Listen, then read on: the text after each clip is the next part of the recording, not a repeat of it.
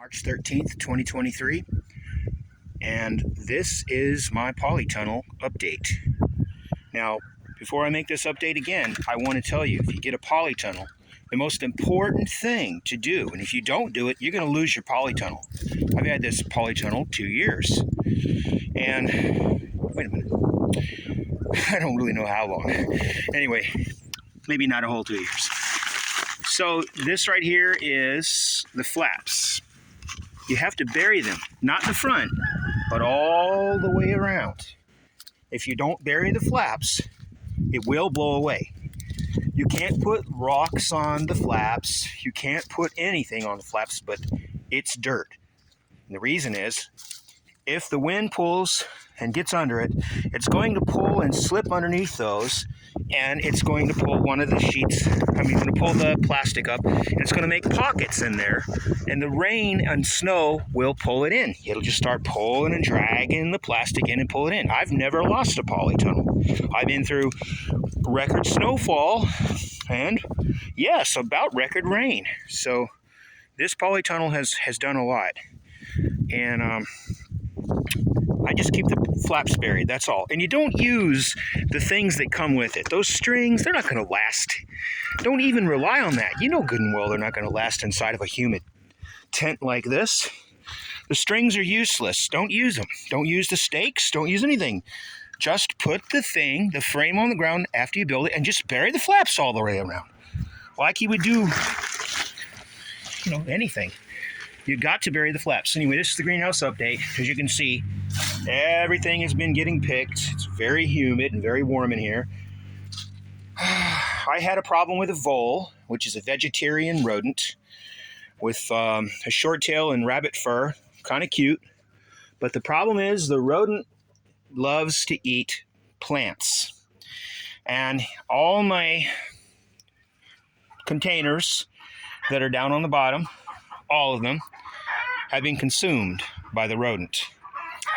And they couldn't reach the ones higher up. But anyway, these have been exposed to some very cold temperatures. At night in this polytunnel, it gets just about as cold as outside. If it's 20 degrees outside, it's probably 21 or 22 or 23 in here. Just about the same Fahrenheit. So these right here were exposed to 20 degrees Fahrenheit. And as you can see there, what's called popcorn broccoli. A bad thing, also known as, I don't remember the name, but when broccoli starts making tiny heads like this, it's because it was stressed. It was exposed to too much cold weather. It survived the cold, but it ruined it. It stimulated to think it's in, well, I don't know what's wrong with it. It's more mature than it should be, and when it really isn't, so it starts producing when it doesn't have the energy to do it. So here it's flowering already, which isn't good. But we'll still eat that. And it's called resprouting broccoli, so hey, maybe after I cut it, I can get some more. All the other broccoli does. It might produce some more buds. Anyway, you can see right here the lettuces. What we do is we just pinch them off and thin them out a little and just keep eating them. So it's about time to start planting warm weather crops like tomatoes and peppers and other nightshade family plants, such as, well, even potatoes. Anyway, you can see here I had some bad luck with my onions. These are Australian brown onions, and they just keep withering away. I think it's because I've overwatered them. So they're not doing well. And last year I did really well with starting the seedlings, but I planted the wrong kind of onions, so they didn't produce. These are cilantros. They're doing really well. No, they're not doing really well. Nothing right here is doing really well because I've been having some problems getting out here and watering them and stuff. And there's a chard in there. There's some more broccoli to try again. And there's some giant red mustard. Giant red leaf mustard. This right here is cabbage, I think. Poor germination. So the lettuce is doing well. The greenhouse is doing well.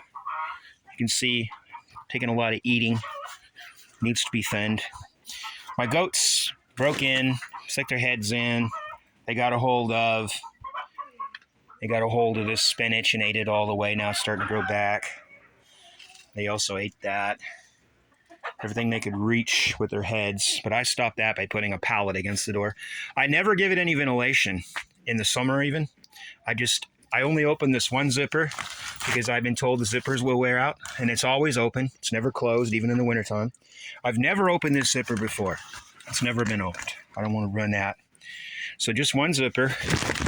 Bury the flaps. I say again, if you don't bury the flaps, you're not going to have a greenhouse. Pretty simple. Got to bury the flaps. If you live in a rocky area, don't get one.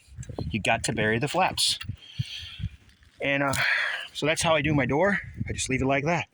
Never have any problem with the wind or anything. Never worry about the snow. Doesn't build up. Got the peak top. That's the peak top. Yeah, so one more look in there. There's what it looks like in there. It's pretty thick. A lot of lettuce in there. Cost a lot of bucks to get the amount of lettuce that is in the grocery store, so that's pretty good. And it tolerated all the freezing weather very well, and it was protected from the heavy rains and the snow and the wind, which really can kill plants. And it was definitely protected from the animals. My chickens, my birds, my deer, my rabbits, all the animals around, especially my goats, my horses. It was protected from the dogs and everything. So that was pretty good. The only thing they got in is that vole, and that's a problem. But, you know, I'm not going to use poisons. I'm not going to do that. I'm just going to wait, because right now the snakes are waking up and they'll eliminate them.